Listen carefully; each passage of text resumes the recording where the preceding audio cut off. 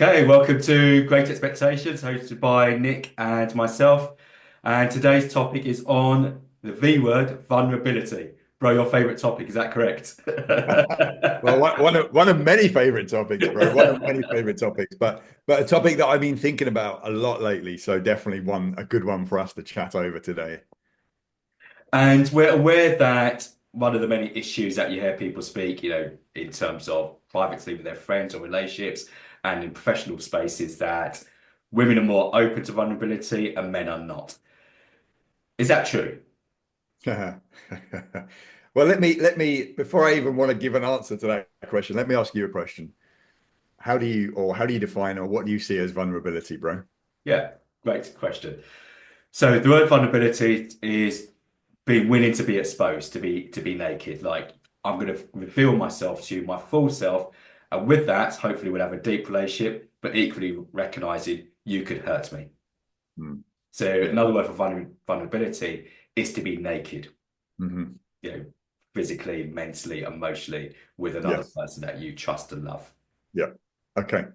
So if we go from that point, then I'm gonna start with a straight answer of yes to your initial question, which I think was, are women do women generally find it easier, or are they more vulnerable than men? Yeah.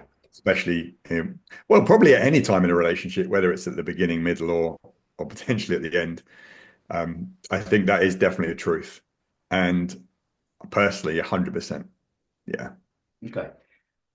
Can we challenge that? Right, let's go back to beginning of a relationship. What's the normal course of pattern when boy meets girl, girl meets Boy boy? meets girl, yeah. Boy loves girl, girl meets boy. Yeah, And I think in that moment, well, one of the most common things that we're going to see in those moments is both of them presenting best version of themselves.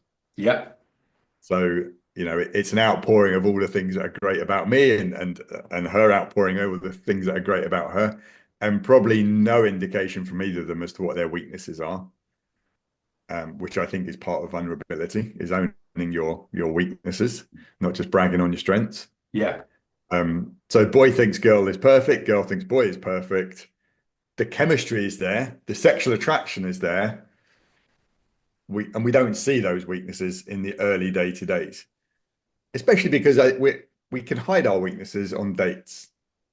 Yes. I think commonly something like, if we're prone to a bit of an anger outburst, then that's something that might trigger us. If we're on a date, we'll be on our best behavior.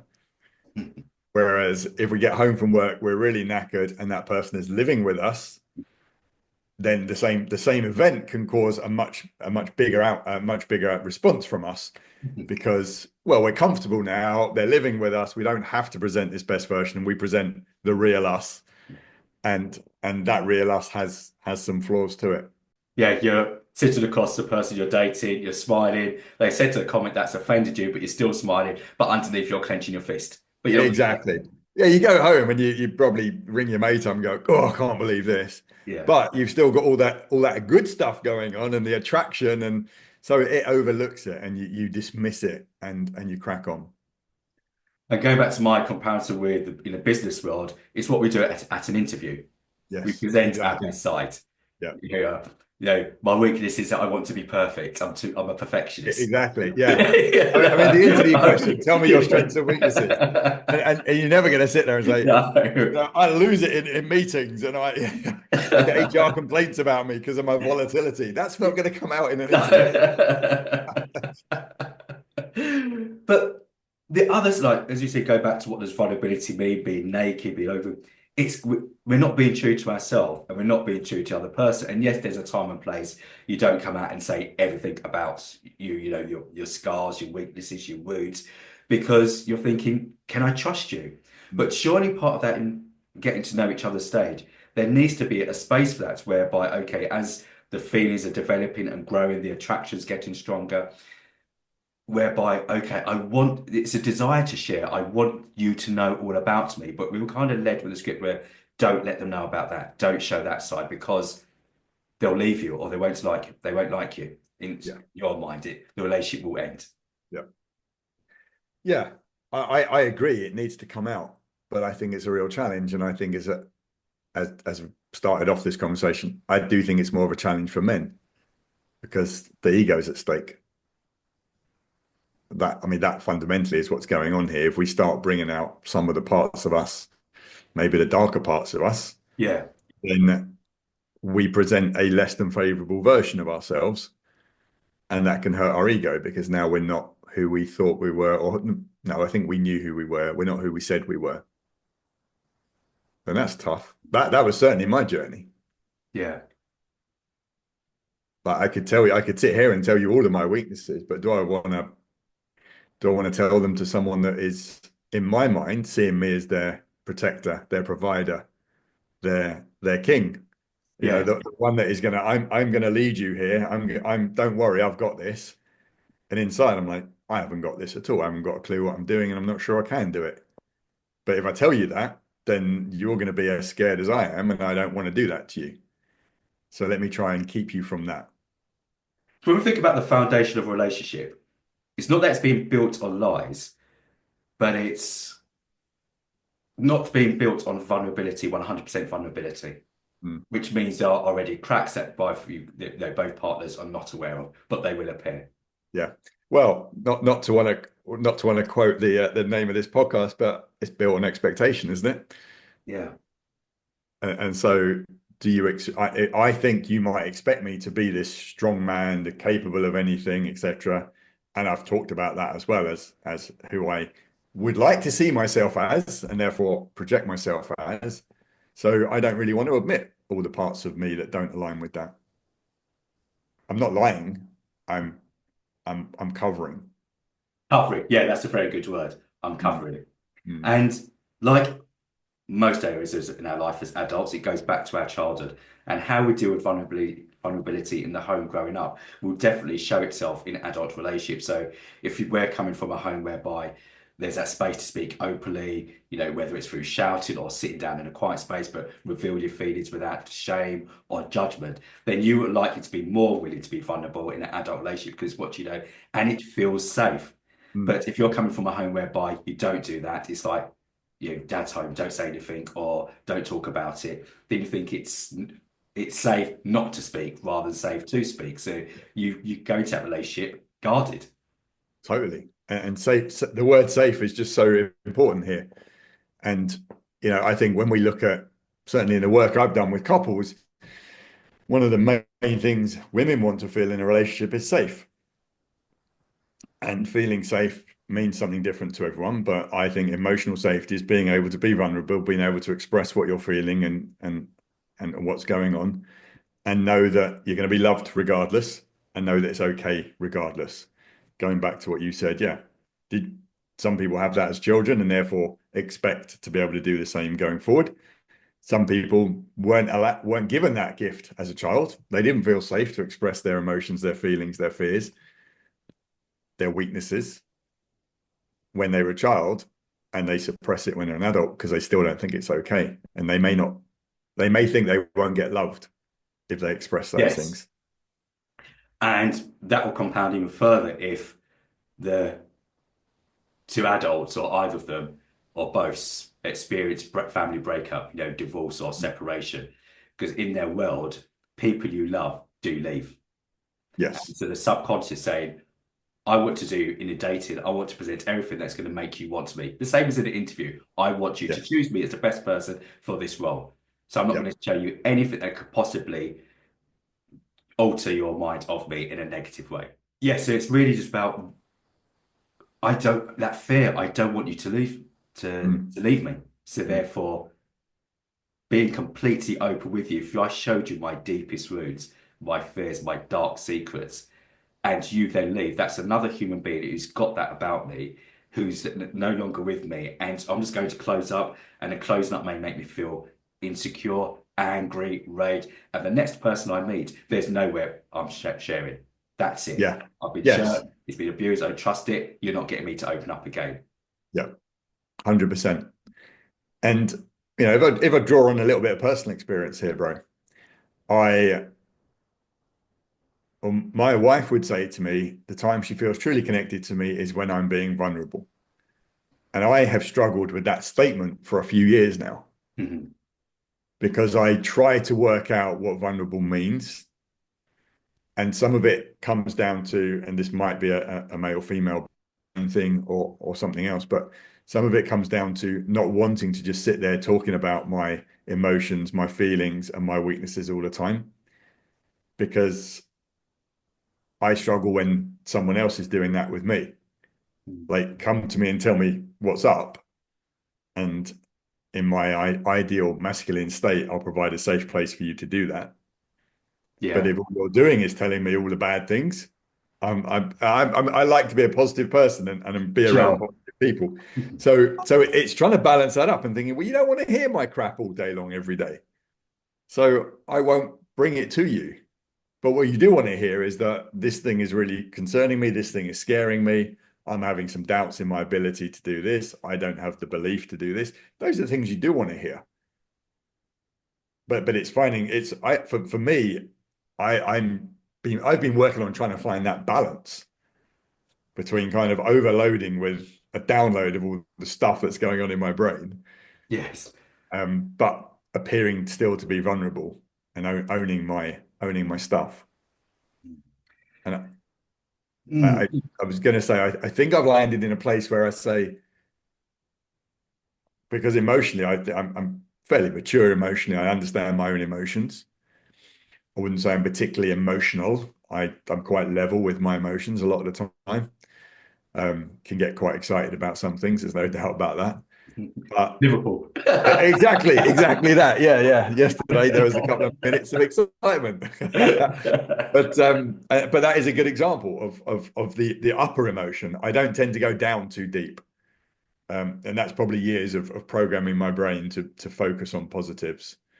But what I probably also haven't done particularly brilliantly over the years is express the emotions that I am feeling. And I think that's part of this exercise is being able to just say, when this happened, it left me feeling like this. Now I'm not having an emotional outburst. I'm just letting you know that I was experiencing these emotions. And I think that's part of vulnerability, is being open about the emotions that have been triggered by something that's happened. And as I'm listening to you, in in terms of how you're trying to manage it, and we're both dads, so we think about parents, and we want our children to be completely open, Mm, vulnerable with their emotions, whether they're excited, whether they're sad, whether they're fearful, whether they're anxious. We would say to them, just tell me, I don't matter what it is. Feel safe. I'm going to love you yeah, regardless. Be open with me. Be yeah, naked with me.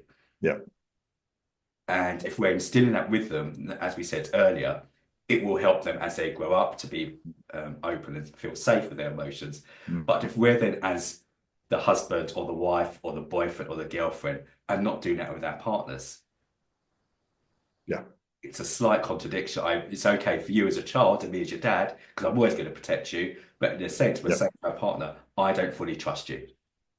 yeah, yeah. And I think, you read any book on relationships, particularly books that are focused for men, and they talk about the ability to, and there's some phrases I'm not massively keen on, but hold that safe space for your partner. And it is literally that. It's saying, bring to me what you want to bring to me, and I will listen. I will respond accordingly, and I'll respond well. And that's, I think, if we're just looking at that part, I don't think a lot of the times men respond well to the emotions of women, and therefore the women shut down in telling us about their emotions, and they probably go to their friends and have those conversations with their friends. But then we lose the connection in our relationship because we are no longer safe for them to bring that to us. Okay, good point.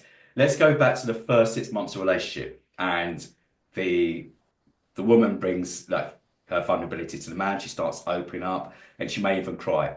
How's the guy likely to respond in the first 6 months? Oh, in the first 6 months, he's going to respond much better than he is for the rest of their time, isn't he? Yes. Because he doesn't want to respond the way he will do if she's like that 2 years later. So why is it in the first 6 months he's likely to hold her, make her feel safe? It's okay. Uh, you can talk to me. Yeah, I understand. He'll say and do all the right things in the first 6 to 12 months. The same guy. He's receiving her vulnerability and she feels safe in it. And she's then thinking, oh, wow, I can share with him. I can be open. Why is it? Because Then 2 years later, you're he saying wants, yeah. similar, and he's struggling to deal with it, or don't bring that to me. So in the first 6 months, he's running on a different program than he is in 2 years' time. So, and a lot of the science says during the first 6 months, the hormone releases are different. You've got oxytocin being released. Yes. So it gives the man the ability to look past that stuff. And it is literally that he's not necessarily comfortable with it, but he's overlooking it. He's enjoying great sex with this person. He thinks she's really hot and he's enjoying the good times with her. 2 years later, the sex has probably dried up a little bit. The attraction has become normalized and the oxytocin levels have dropped. And now that same emotional outburst is triggering a whole load of stuff in him. Says, why are you being like this? Why are you so emotional? Why are you still crying about something that, in his mind, he's saying, why are you crying about something that doesn't need to be cried about? That's what's going on in his brain. And it probably was in the 6 months prior, but he didn't verbalize it. Now he's verbalizing it. This may be tough for some women to hear and for some men to hear. 100%. As I'm saying it, I'm thinking, well, cut that bit. But this is a reality. Yes. And honesty and authenticity is about us all being honest with what's actually going on in our minds and our brains. And these are realities. But because we're not honest in the first months of a relationship, we pay the price later on. Yeah, very true words in terms of not being, or what we're not revealing or being completely open about will come out. Mm. And you're going to see the constant theme about me going back to work. We have probation periods for a reason, whether it's Yeah. 3 months or 6 months, depends on the role and the level, because you're expecting that true person to come out. We know in a 2 hour interview, you do not know that person, but day in, day out, after week 1 to week 12, 16, 24, you cannot hide yourself. And Mm. it's the same with relationship. And what we haven't spoken about, we mentioned very much in the therapy room and personal relationships are when relationships start deteriorating and we say, look, let's go back to the beginning. Did we notice any red flags? And 9 out of 10 times we did, Yeah. but we Yeah. overlooked Noticed them, but ignored them. Absolutely. Yeah. Yeah. It's so true. I used to do an exercise or teach people an exercise. It's one that I got from a Tony Robbins relationship program. And it was all about having a list of must-haves and a list of must-not-haves. Yes. And as he said the must-not-haves is probably the most important list because those effectively they're the red flags. And everyone's must-not-haves are different. There are some standard red flags out there that Yeah. but everyone's got their own red flags. And in those early days of oxytocin, chemistry, physical attraction, you ignore those. But the more you've got them written down on a list, the more you think about them, the more they're in your subconscious brain and coming to your conscious brain, the more you might actually pay attention to them in the early months and avoid some of the pain of getting into 2 year relationships, which is a cycle, isn't it? 6 months of joy, Yes. 18 months of slowly going wrong. After 2 years, oh, don't know what I ever saw in you. Yeah. We're done. And Yeah. off we go. Or it's the 2 year, I tell couples, like as you said, 18 months to 24 months is right. Is this serious when we invest long term or do we Mhm. part now? So you will deciding factor there is permanent or leave. Yeah. And going back to what you were saying, bro, in regards to those early months and with us men, one of the signs I say to women in regards to, or one of the signs whereby the relationship's on a breakdown, a better way of putting it, is communication. And the communication is harsh. And during the early months, the way men normally speak to women is tender. And you Mm. can always tell when a guy likes one because subconsciously they have a different tone. It's Yeah. much softer, it's slower, and with that, the woman feels safe. Mm. When relationships start to deteriorate or frustration, irritation, it becomes harsh, it becomes abrupt. And you're thinking, the woman's thinking, where has this tenderness come from? Or you didn't never used to speak to me in that way. Also, with the eyes. And if you don't mind me saying it, we can cut it if you do. I remember when you first met your wife, and you didn't see it, neither of you saw it, but I just saw the way you two were looking into each other's eyes, and it was just a power there and a magnet. And I was thinking, wow, you two are just having a normal conversation, but the Mm. electricity in your eyes, the attention was just 100%. And that's what it does. When you look at something, you give them their full attention. So always say one of the signs are the eyes. the Yeah. voice, Yeah. and we listen. And when Yeah. relationships start breaking down, it's because we stop looking at that person, therefore we Yeah. stop giving them attention, our voice changes, therefore we're not listening. But those were not issues normally in the beginning. Mm. Yeah. And it's really interesting because what that tells me is that as men, we have the ability to show up in the way that women would like us to show up. 100%. But perhaps it's not our default behavior. It's not our natural behavior. Is it an effort that we put in those early days? And is it the question that's just rattled into my brain there? If we do it in the early days, but we don't do it later on, which one's the real us? Which is authentic versions of us? Oh, very good question. And I would have presented the other side as well, because we're speaking about vulnerability. And is there anything more vulnerable than being naked with another person, human being naked? Yeah, but where we don't see that as vulnerable in terms of jumping into bed with somebody and having sex.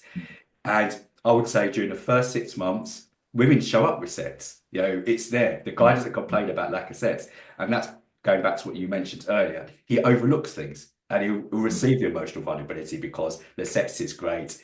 Yet later on, sex will become a problem. It will Yeah. start to decline in terms of frequency, intensity, heat. And the guy's thinking, well, we didn't have this problem before. So who was Mm. the real woman? I'm generalizing. Was she invested in that area because she knew this is what the guy needs? And I'm sure she was enjoying it as well. But Yeah. after a while, it becomes less of a need. And the guy's like thinking, well, once or twice a week's not enough for me. I mean, I work with couples in men where once or twice a week would be a lot. It's Mm. once or Yeah. twice Yeah. a month, if that. And Mm. I'm like, but if the woman if they split up and she meets somebody else, I guarantee you the sex will be there in the beginning. Yeah. She'll find that Absolutely true. pattern and it'll be on it. Yeah. No, that's another area where the early months are not representative of the long term. 100%. Yeah. And I think every couple you and I have worked with would probably say that was definitely a changing pattern from early days to long term. And that brings me, bro, to the C word, complacency. Hmm.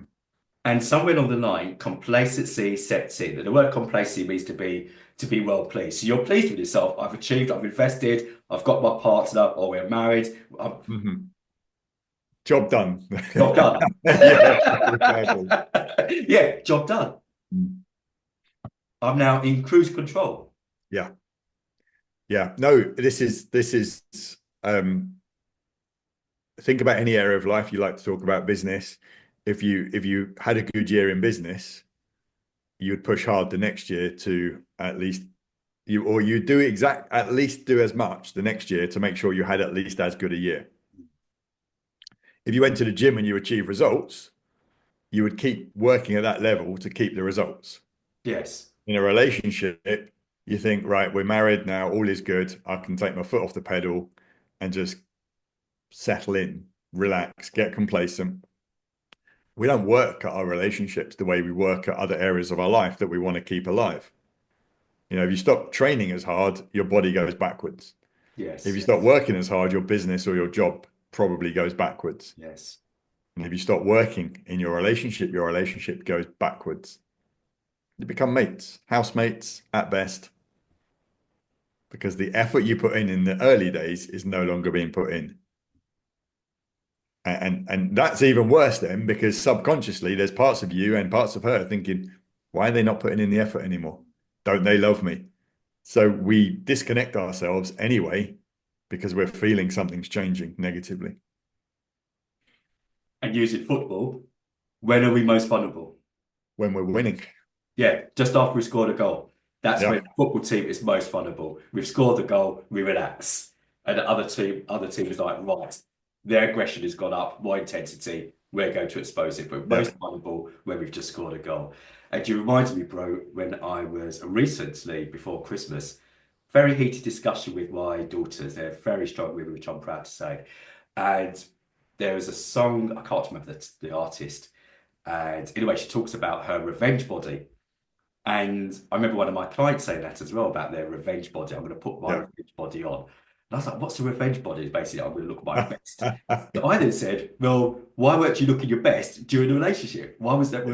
And then we got into, let's say, a debate, okay, putting it mildly. But the point I was making, it whether it was the man or the woman, there shouldn't be a revenge body because it's then showing, okay, at some stage I probably was my best. I then relaxed. Now we split up. I'm now going to make you pay. I'm going to show you Yeah, my best version of myself. And to me, yeah, that wasn't correct.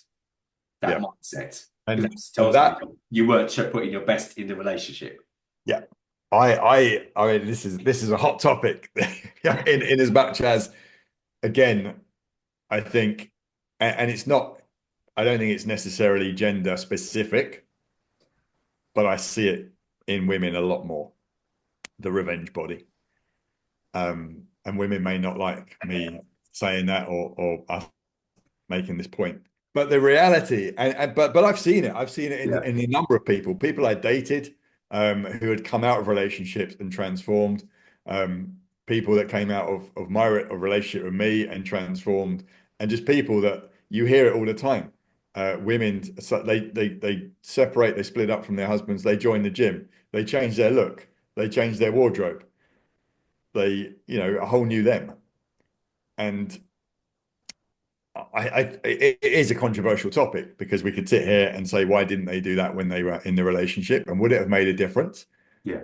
And they'd probably like to say, well, he should have loved me for how I was. And I might say, well, why have you changed him? But it's truth. We see those transformations 100%. Not every time. Yeah. Yes, it's a classic. You watch the movies, you read the books, and the guy meets the woman a couple of years later, you're like, wow. Or the other way around, the guy. Yeah, yeah, And you, yeah, you weren't like that with me. yeah, exactly. Um, so why, as human beings, we sign up to another human being and there's a great expectation. I essentially I feel that I'm better with you than without you. And with that will translate into what I want to spend time with you. I want to be with you. I want to share with you. So therefore, we should naturally want to be working on ourselves to be the best version for our partners. So when does it, to use a famous quote aimed at George Best, where did it all go wrong? When does it all go wrong? I think, as you were saying that, the phrase that came into my mind is the pursuit of comfort. And this is typically what the majority of humans are doing in life, is pursuing comfort. I'm really into the health space, and they would say the pursuit of comfort is not helping our health, because, as an example, we all like to stay warm all the time, but they've proven that actually exposure to cold is really healthy for you. We like to eat foods that make us feel good, but might not be good for our long-term goodness. We don't necessarily like to go to the gym and sweat it out on a treadmill or lift heavy weights because it's uncomfortable. We don't, we everything we do, we want to be comfortable in doing. So when we first date, we get uncomfortable and we put ourselves out there Yes. and we present the best version of ourselves. We make a lot of effort, and we like prioritize seeing them over watching the football and everything else. But then at some point, we want to go back to our comfortable lives, and our comfortable lives are all the routines, habits, and patterns that we've had established throughout our life. Mm. And I think it's that complacency plus comfort equals show me the path of least resistance. And if I haven't got to still make that much effort and I can keep hold of my partner, why would I make all the effort? It's a very sound point you're making, bro. It is, isn't it? And yeah, I see that in the therapy room. And as you're talking, there's a story in the Bible, Jacob, and he had to work. He went to, traditionally, you go to the father and say, I want to marry your daughter. And it was Rachel. And he had to work 7 years before the dad agreed to give him his daughter. Yeah. And it says for him, it was like a few days. Now, can you imagine a guy being told by the person who wants to marry his father, right, before you can have my daughter, before you can even sleep with her, you've got to work for me 7 years and then you can have her. Yeah. Very That few of us test, can sign up to test us, isn't it? that. Yeah, no, exactly. It's It's and discomfort. yeah, but these days everything is now immediate. There's no delayed gratification. Everything is fast tracked as well, which doesn't help. I think couples are probably living together quicker. They're having children quicker. And it's kind of like we've squeezed all of the time frames in, so there's no time for all of these things to actually come out, and we don't have to work hard anymore. That's the saddest part. Do we work harder at ending than we do at staying together? When you say ending, Well, there's a thought process. So we don't just get up one day and say, well, I don't want to be with you anymore. mhm, mhm, Normally, it's a gradual process for the things that we stated before in terms of the communication. I feel better when you're not around than when you are around. Essentially, I don't want to be spending as much time with you as I did before. yeah, So that would then take investment in regards to what, how do I exit this relationship and cause the minimal damage? Or it mhm, could be much more toxic of we'll throw a lot more passion and anger into the fight and the rage. And even when we've ended, we're still verbally abusing each other, whether it's through social media, our friends, etc. We're putting all this effort into how it's describing how much I don't like you, rather than mhm. when we was in a relationship, put as much effort to say, let's make this work. It's like now there's less to lose because we're potentially it's over. So I'll let you see the real me now. I think that's probably it's something around that. Yeah. And for that person or people, it's maybe a confirmation whereby if I'd shown you this before, you wouldn't have stayed with me anyway. So now you go to see me, and as you said, I don't care because it's Yeah, ended. This is yeah, me. yeah. Whereas in the place of love, we could possibly, okay, this is not the best of you, but we could work through this, whether it's together, whether it's that person working on themselves, as you speak about, to get in therapy. But I love you enough. Yes. And now you're questioning that love. Now I'm just let you see the real me. Because I don't, if we go back to what everything we've said in this session, I didn't open up. I wasn't vulnerable because I didn't think I was safe, possibly because as a child I didn't. Or possibly I opened up to you once or twice and you left me not feeling safe. That also can happen and can particularly reiterate the childhood message that do not open up. Yeah. And so I didn't open up because I wanted you to love me. But now you're telling me maybe it's over. Maybe you telling me you don't love me anymore. Okay, well then let me show you what I really think and let me show you who I really am because you don't love me anyway. So what have I got to lose in being completely open? And those situations are so sad because essentially there's two people that are hurting. And what was a real awakening for me over the last few years was recognizing and then trying to appreciate from a man's point of view towards a woman that that's a daughter. And traditionally, as I said, you asked a father for the daughter's hand. He's placing his daughter into your care. Hmm. So the same way that we can be willing to be open and create that safe space for our daughters, biological daughters, same mindset should be with our misses, our wives, because they are somebody's daughter placed Yeah. in our care. And I don't mean that in a hierarchical sense or we're above them, not at all, but it's about going back to essentially what would everybody woman want from a man is that safety, that protection, to be Hmm. loved, to be Yeah. secure. Yeah. And if I've got three daughters, and if I did feel that guy, I mean, they will still probably make their own decision, but I would express my opinion very strongly if Yeah. I felt that in any way that man wasn't going to provide security for my daughter. Yeah, we've talked a lot about men and vulnerability, obviously, in this conversation, and I think that's because men do struggle a lot more for the reasons we've touched on. And I think there's a real piece of work around men learning how to do it. Daughters are a great training ground. I have a daughter who expresses her emotions very well, very freely, shall we say. And I have a son that has probably repressed his emotions very well over the years. So I'm encouraging him to be more emotional and talk about his emotions more. And I don't try and suppress my daughter's emotions. I try and be that safe space where she can come at me with all kinds of emotions and know that it's going to be okay. And sometimes think, good luck to the man that's gonna because I know that, like, I mean, I do a lot of self-work, I do a lot of reading, I'm in that space. And it's taken me, I was talking to someone about this yesterday. She's 21. It's taken me this long to start working out how I can best show up for her. Yeah, And that is the truth. yeah. And I've got mates who struggle with this area, and it's because our nervous system gets triggered Mm. when someone else comes at me with, or comes at them with an emotion, with a vulnerability. It tends to trigger our nervous system. And if we're not in control of our nervous system, then our reaction is not the reaction that that person was looking for. And that will cause them to shut down and stop coming to us. So it is a big piece of work.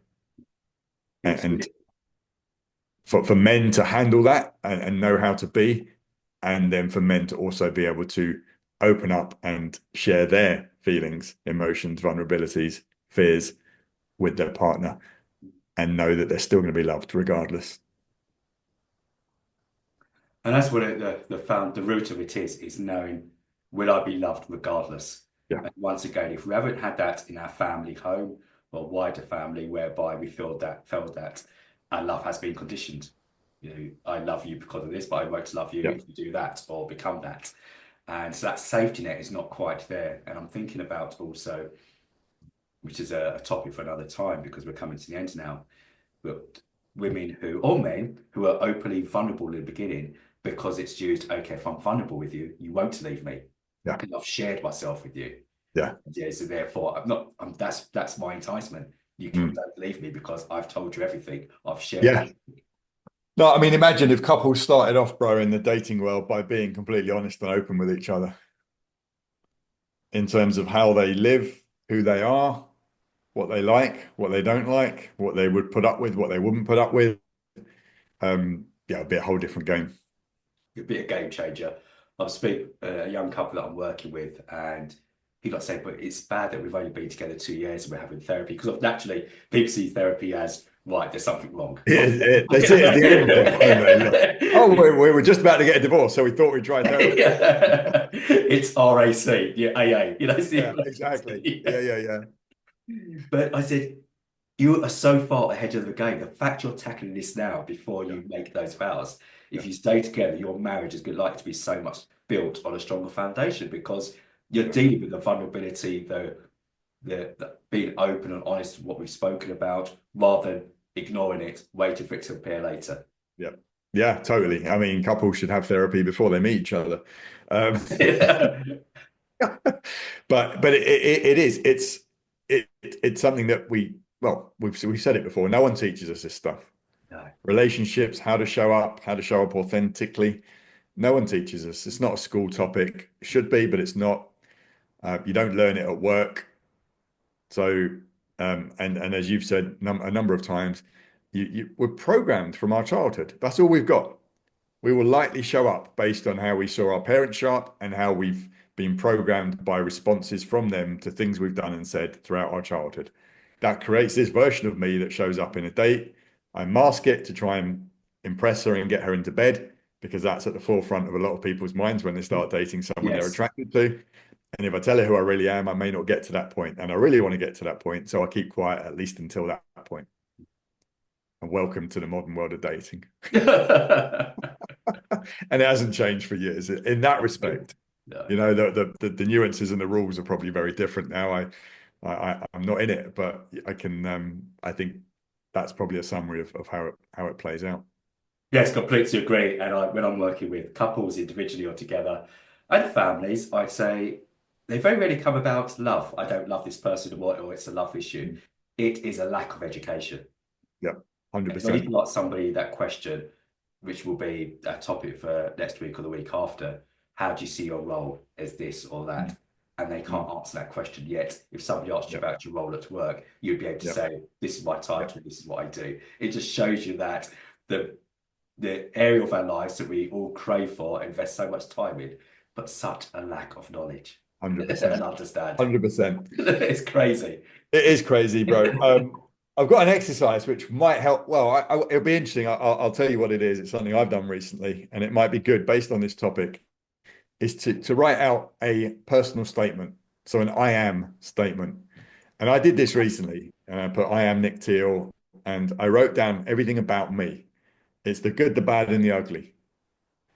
And I think if you did that, and you had the courage to ask your partner to read it, would they recognize you? Mm. That's a fantastic, vulnerable exercise, bro. The Absolutely. good, the bad, and the ugly. So number one, you need to own your own stuff. Mhm. Do you recognize the good, the bad, and the ugly in yourself?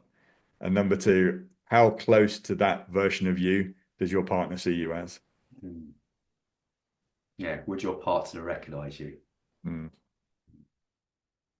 Well, I really hope there was a lot for you to take away from today's podcast on vulnerability. There certainly was key information and points to consider and to absorb and digest.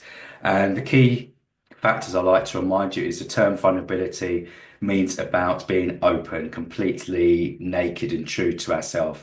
And it's natural that we don't want to be naked and open with everybody.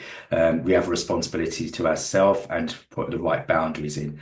But when we're talking about a romantic relationship that we want to invest long term and on a permanent basis, then we do have a responsibility to be completely open with ourselves and also with our partner.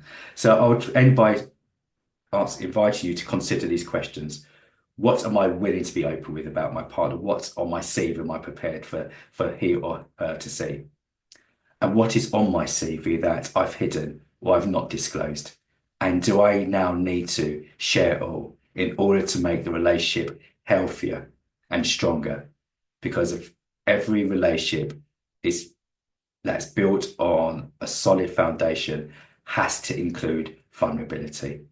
So once more, I really hope that you benefited from today and encourage you to really seek vulnerability with yourself and then seek it with your person in an open and safe place.